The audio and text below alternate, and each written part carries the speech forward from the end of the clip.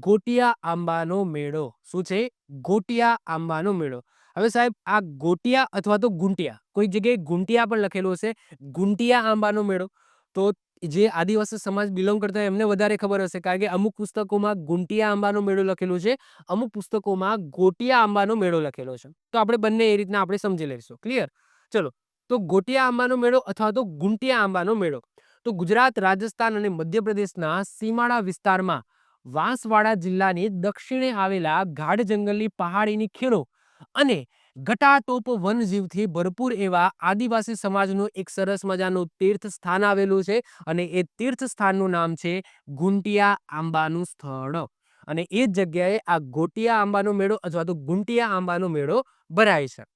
સમૂહ ગુંટિયા આંબાની બાજુમાં એક પાણીનો કુંડ આવેલો છે, જેમાં અબાલ વૃદ્ધ પહેરેલ કપડે સ્નાન કરે છે, એટલે કપડાં પહેરીને સ્નાન કરીને ડૂબકી મારીને પાપ ધોવે છે, અને એના પછી એ પૂજા અર્ચના કરવા માટે જાય છે. લાખોની સંખ્યામાં આદિવાસી સ્ત્રી પુરુષો સ્નાન કરતા હોવા છતાં સહેજ પણ પાણી ઓછું થતું નથી. વિશેષમાં અમાસના દિવસે આજુબાજુની ભેખડોમાં જળતા જરાનું પાણી પણ એની અંદર ટપકતું દેખાય છે.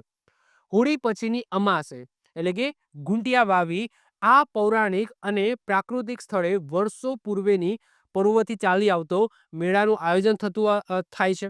આ 3 દિવસીય મેળામાં ગુજરાત, રાજસ્થાન અને મધ્યપ્રદેશના આદિવાસીઓ લાખોની સંખ્યામાં ઉમટી આવે છે. કાળ બહુ જૂનો છે. ઓકે, વર્ષોથી પ્રાકૃતિક સ્થળે વર્ષોથી અહીંયા આ મેળાનું આયોજન થાય છે.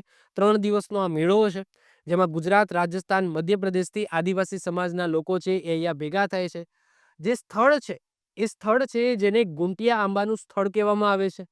ક્યાં આવેલું છે? તો વાંસવાડા જિલ્લાની અંદર તમને જોવા મળશે. ખાસ મહત્વપૂર્ણ છે, આપણે યાદ રાખીશું. એક્ઝામની અંદર આ ટાઈપના ક્વેશ્ચનો બની શકે છે. ક્લિયર? ચલો. આવી જ રીતના ઓછા સમયની અંદર મહત્વપૂર્ણ નોલેજ મેળવવા માટે અને મને સપોર્ટ કરવા માટે આજે જ આપણી યુટ્યુબ ચેનલ ટીચિંગ કિશન ક્લિપને સબસ્ક્રાઇબ કરો.